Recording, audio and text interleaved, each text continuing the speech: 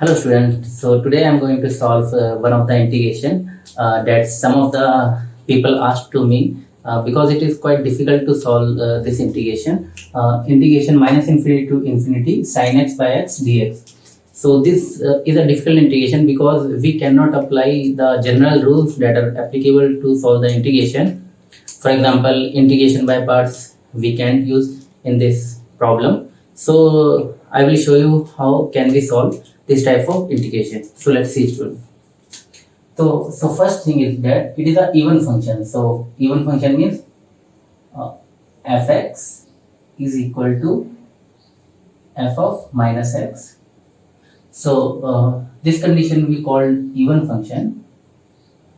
So if this condition is satisfied, we can write our integration minus infinity to infinity fx dx is equal to 0 to infinity fx. So as you can see, if we put the minus x and minus sign of minus x, the minus will cancel in the numerator and the denominator. So we can write this question as 0 to 0 to infinity sin x by x dx.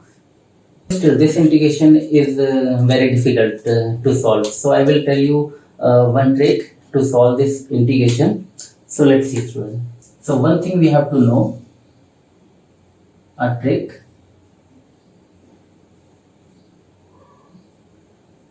So let's see friend. If I integrate a function 0 to infinity e raised to power minus x t with respect to dt. We are not integrating it with respect to the x, we are integrating it with respect to the t. So let's see what will be the answer. So if we integrate it, we will get e raised to power minus xt divided by minus x and integration 0 to infinity. So if you put the limit, we will get 1 by x. So this 1 by x you will get. So now what I am going to do is I will put this 1 by x in this main question. The value of 1 by x is 0 to infinity e raised to power minus x. This value I am going to put in our main integration. Then it will be very easy to solve this type of integration. So let's see students. So if I put in our main question, let's say I, then is equal to 0 to infinity. And then in the place of 1 by x, I am going to put this value. So 0 to infinity minus x t sin x dx and dt. So now this question is very easy to solve using integration by part method. So let's see student, we will solve first this part.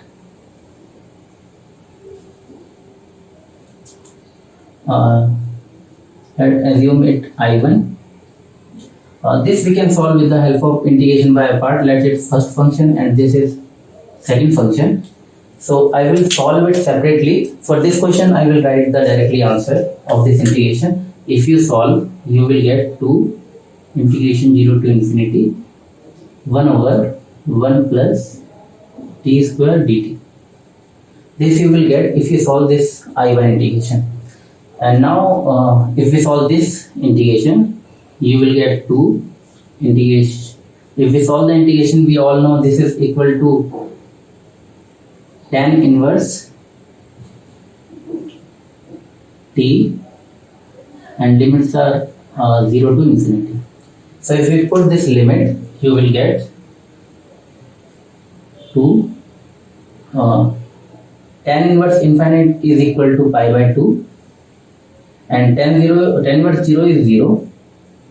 So we will get our answer as pi. This is our answer for this integration. So let's see student, how can we solve this simple integration using our integation by part method. We solve this I1 integation. So remaining part you can see here how I solved it. So I assume this integration as I1 I1. This I am going to solve it separately. So let's see. Assume this is the first function and this is second function. So we will apply our DI method. If you don't know about DI method, you can go down and see in the playlist how DI method of integration by part works. So let's see. So e raised to power minus xt sin x. So if we differentiate it with respect to x, so it will come minus t e raised to power minus xt, and difference integration of sin x is minus cos x, and again we have to differentiate, so we will get minus plus t square e raised to power minus xt and minus sin x. And what we have to do, we have to add extra signs, plus, minus, plus. So this sign will change and it will become positive signs. So now we have to write in this order, and we will stop here because as you can see our question is e raised to power xt sin x, and we are getting here also the same thing. If you don't know how to solve this type of integration, you can see my video in DI method. I solved this type of lot of questions so you can get the conceptual clarity. So we will stop here and write I1 is equal to e raised to power minus xt into cos x and minus sign of this, and then these two we will multiply. So this minus and this plus and this minus will become minus t e raised to power minus xt sin x. And now we have to, as I told in that video, if we are writing in the cross, we have to write directly, and if we are writing in a straight line, we have to use our integration sign. So I will use integration sign minus integration 0 to infinity e raised to power minus xt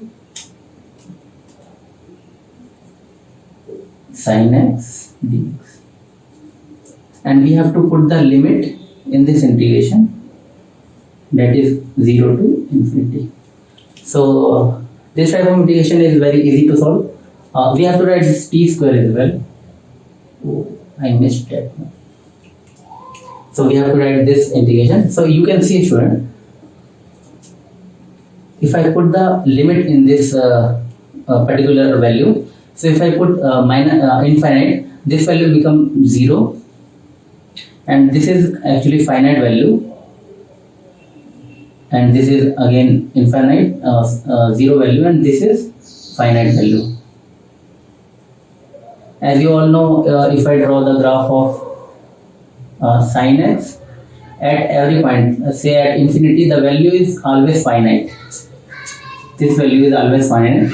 So if we multiply the finite value with respect with the 0, we will get 0. So this value will give us 0, and if we put the limit 0, this term will become minus 1, and this sign will become 0. So minus 0. So this we will get, and this is integration with respect to the dx. So we can take the t square outside, then it is integration 0 to infinity e raised to power minus xt sin x dx. So if you solve this, you will get 1 here minus t square. You can see, student, this is nothing but our original integration. So I can write I1 in place of this value, complete in this value. This is our I1, so I write directly I1. So this is our I1. So we have to take this I1, this term in this side, and if you take the common, you will get 1 plus t square is equal to 1, and our I1 will be 1 over 1 plus t square. So this value I used here directly. in this question. So in this way we can solve this question, but it is very difficult if we solve using this method. So I will give you one more shortcut trick, so you can solve it within a seconds. So let's see, student. So if you want, you can note down this question to solve this type of integration. Second method is very easy to solve, but we need some conceptual clarity over the functions. So let's see. First thing we need to remember is the integration represents the area, and we are integrating from minus infinity to infinity. So area from minus infinity to infinity. As we all know, integration represents the area. So this knowledge we will use to solve in our question. So second thing, we need to draw our signal. So second thing, draw the signal. So if I want to draw this signal,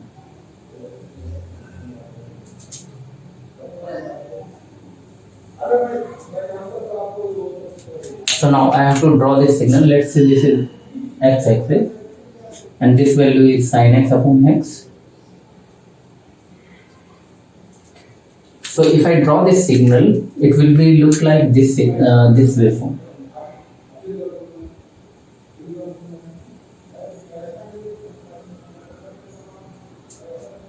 On both the sides.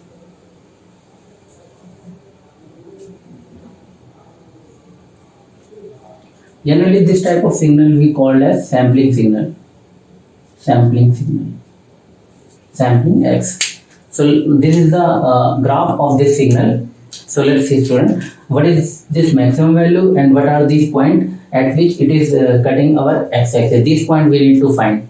So at 0, the value will be equal to, let's say, limit x tends to 0 sin x upon x. So this is a standard limit. We all know the value of this. It is equal to 1. So first, this we have to remember. So this value we got, it is 1. Second thing is, we need to find this these value. So let's see.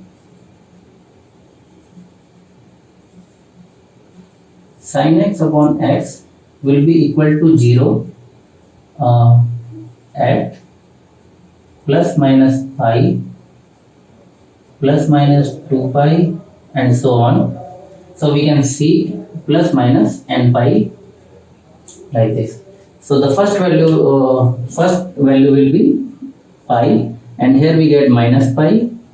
This value will get 2 pi, and this value will minus 2 pi, and so on both the sides. So now this is the trick part. How can we solve this integration? So you have to draw one. You need to draw one triangle from E to first 0 crossover on both the sides.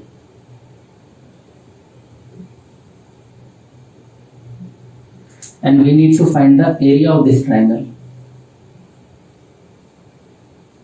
Area of this triangle. So this width is equal to 2 pi. And this is height is equal to 1. So we all know the area of a triangle is equal to half over base into height to base 2 pi into height. So it is equal to pi.